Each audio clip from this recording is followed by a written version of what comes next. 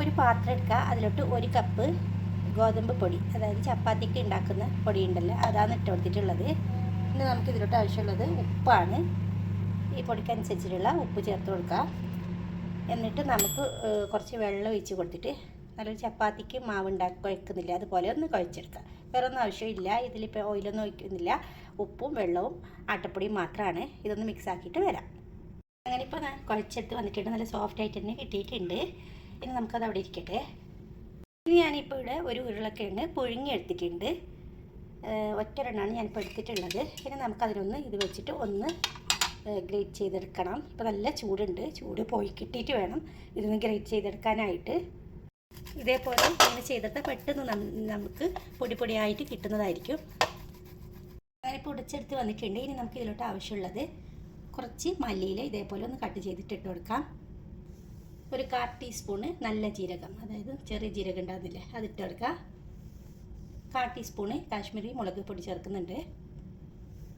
1/4 teaspoon chat masala ചേർക്കുക. ഇത് കയ്യിലില്ലെങ്കിൽ നിങ്ങളുടെ കയ്യിൽ ആംചൂർ പൗഡർ ഉണ്ടെങ്കിൽ അത് ഇട്ടാലും മതി. ഇതൊന്നും ഇല്ലെങ്കിൽ ഒന്നും ഇടേണ്ട ആവശ്യമില്ല കേട്ടോ. ഇനി ഒരു പച്ചമുളക് ചെറുതായിട്ട് ഇതേപോലെ മുറിച്ചിട്ട് ഇട്ട് കൊടുക്കുക. ആവശ്യത്തിനുള്ള ഉപ്പ് ചേർക്കുക. ഇനി ചെറിയൊരു കഷ്ണം ഉള്ളി, അതായത് സവാളയുടെ ചെറിയൊരു 1/4 ഭാഗം മാത്രം ഇതേപോലെ കുഞ്ഞായിട്ട് മുറിച്ചിട്ടതും ചേർക്കുക. ഇനി എല്ലാം നല്ലവണ്ണം കൈവച്ചിട്ട് മിക്സാക്കി കൊടുക്കുക. അപ്പോൾ മിക്സാക്കിയിട്ട് ഞാൻ മറ്റൊരു പാത്രത്തിലോട്ട് മാറ്റിയിട്ടുണ്ട്. ഇതവിടെ മാറ്റി വെക്കാം. എന്നിട്ട് നമുക്കൊരു പാത്രം എടുക്കാം. അതിലോട്ട് ഒരു 2 സ്പൂണ് മൈദപ്പൊടി ഇട്ട് കൊടുക്കുക. എരിവിനായിട്ട് ഞാൻ കുറച്ച് ചതച്ച മുളക് ചേർക്കുന്നുണ്ട്, ഇട്ട് കൊടുക്കുക. ഇനി 1 ടീസ്പൂണ് വെളുത്ത എള്ള് കയ്യിലുണ്ടെങ്കിൽ ചേർക്കുക. വെളുത്തതോ കറുത്തതോ ഏത് വേണമെങ്കിൽ ചേർക്കുക. ഒരു 1/4 ടീസ്പൂണിന് താഴെ ഉപ്പ് ചേർത്തിട്ട് കുറച്ച് വെള്ളവും കൂടി ഒഴിച്ചിട്ട് നല്ലൊരു പേസ്റ്റ് ആക്കിയിട്ട് മാറ്റാം.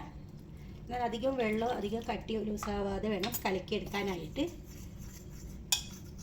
ഒരെണ്ണം കലക്കി എടുത്തിട്ടുണ്ട്. ഇനി നമുക്ക് കുറച്ച് മല്ലിയില കൂടി ഇട്ടിട്ട് നമുക്ക് അവിടെ മാറ്റി വെക്കാം. ഈ നേരത്തെ കുഴച്ച് വെച്ചിട്ടുള്ള ആട്ട ഉണ്ടല്ലോ, അത് ഇതേപോലെ ഒരു ബോക്സ് പോലെ ആക്കിയിട്ടുണ്ട് ഞാനിങ്ങനെ കൈ വെച്ചിട്ട്. എന്നിട്ട് നമുക്കൊന്ന് പരത്തി കൊടുക്കാം. കുറച്ച് മൈദപ്പൊടി ഇട്ടിട്ട് പരത്തിയാൽ എളുപ്പത്തിൽ പരത്തി കിട്ടുന്നതായിരിക്കും. ഇപ്പോൾ ഞാൻ പരത്തി എടുത്തിട്ടുണ്ട്. നല്ല തിന്നായിട്ടാണ് പരത്തി എടുത്തിട്ടുള്ളത്. ഇത് നമുക്ക് ഇതിൻ്റെ സൈഡൊക്കെ ഇങ്ങനെ ഒന്ന് മുറിച്ച് എടുക്കണം. ഒരു ഷേപ്പ് കിട്ടാൻ വേണ്ടിയിട്ടാണ് ഇങ്ങനെ മുറിക്കുന്നത്, ഒരു ബോക്സ് പോലെ കിട്ടാൻ വേണ്ടിയിട്ട്. ഇനി നമുക്ക് നേരത്തെ കുഴച്ച് വെച്ചിട്ടുള്ള ഉരുളക്കിഴങ്ങിൻ്റെ ഇതുണ്ടല്ലോ, അത് ഓരോരിടത്തിലായിട്ട് ഇങ്ങനെ ഒന്ന് ഇട്ട് കൊടുക്കുക.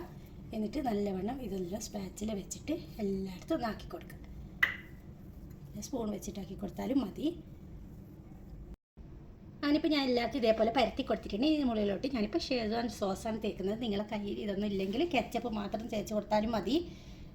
പിന്നെ അതേപോലെ തന്നെ പച്ച ചട്നി ഉണ്ടെങ്കിൽ അതിന് തേക്കാം. ഇപ്പോൾ ഞാൻ ഒന്നും എരിവിനായിട്ട് ചെറിയ കഷ്ണം ഒരു പച്ചമുളക് ഇട്ടിട്ടുള്ളൂ, അപ്പോൾ അത്ര എരിവൊന്നുമില്ല. അപ്പോൾ ഇതും തേച്ച് കൊടുത്താൽ നല്ലൊരു ടേസ്റ്റ് ആയിരിക്കും. ഇതൊന്നും നിങ്ങളുടെ കയ്യിലില്ലെങ്കിൽ റെഡ് ചില്ലി സോസ് ഉണ്ടാവില്ല, അതുണ്ടെങ്കിൽ അത് തേച്ചാലും മതി കേട്ടോ. എല്ലായിടത്തും ഇതേപോലെ ഒന്ന് ആക്കി കൊടുക്കാം.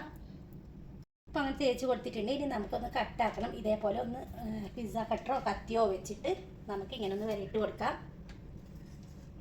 അതുപോലെ എന്നിട്ട് നടുക്കുന്നു ഇങ്ങനെ ഒന്ന് വരയിട്ട് കൊടുക്കാം.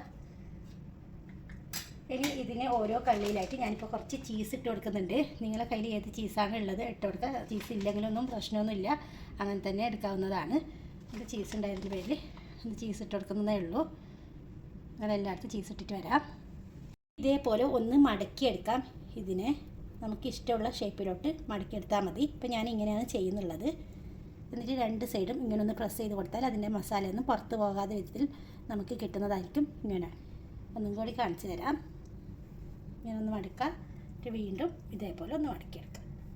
എടുത്താൽ മതി. എന്നിട്ട് നമുക്ക് സൈഡിലൊന്ന് ഇങ്ങനെ ഒന്ന് വിരൽ വെച്ചിട്ട് പ്രസ് ചെയ്ത് കൊടുക്കാം. എല്ലാം ഇതേപോലെ ഞാനിപ്പോൾ മടക്കിയെടുക്കാം. പാനിലോട്ട് കുറച്ച് ഓയിൽ എടുത്തിട്ട് ചൂടാക്കാൻ വെച്ചിട്ടുണ്ട്. നേരത്തെ കലക്കി വെച്ചിട്ടുള്ള ഇതുണ്ടല്ലോ, ഇതിലോട്ട് ഒന്നും കൂടി കലക്കിയിട്ട് നമുക്ക് എടുത്ത് വെച്ചിട്ടുള്ള ഓരോന്നും ഇതിലോട്ടൊന്ന് ഡിപ്പ് ചെയ്ത് കൊടുക്കാം. ഇതുപോലെ ഡിപ്പ് ചെയ്തിട്ട് നമുക്ക് ഇതിലോട്ട് ഇട്ട് കൊടുക്കാം. മീഡിയം ഫ്ലെയിമിൽ വെച്ച് കൊടുത്താൽ മതി കേട്ടോ. അങ്ങനെ നമ്മൾ കുറച്ചെണ്ണം ഇട്ട് കൊടുത്തിട്ടുണ്ട്. ഒരു സൈഡ് ഫ്രൈ ആകുമ്പോഴത്തേക്കും ഗോൾഡൻ കളർ ആകുമ്പോഴത്തേക്കും നമുക്കൊന്ന് തിരിച്ചിട്ട് കൊടുക്കാം.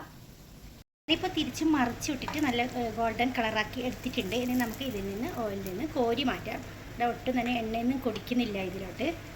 അങ്ങനെ ബാക്കിയുള്ളതും ഇതേപോലെ ഒന്ന് ഫ്രൈ ചെയ്തിട്ട് എടുക്കുക. അങ്ങനെ വെറൈറ്റി ആയിട്ടുള്ള ഒരു സമൂസയാണ്. അപ്പോൾ എല്ലാവരും ഈ റംളാന് ട്രൈ ചെയ്ത് നോക്കണം.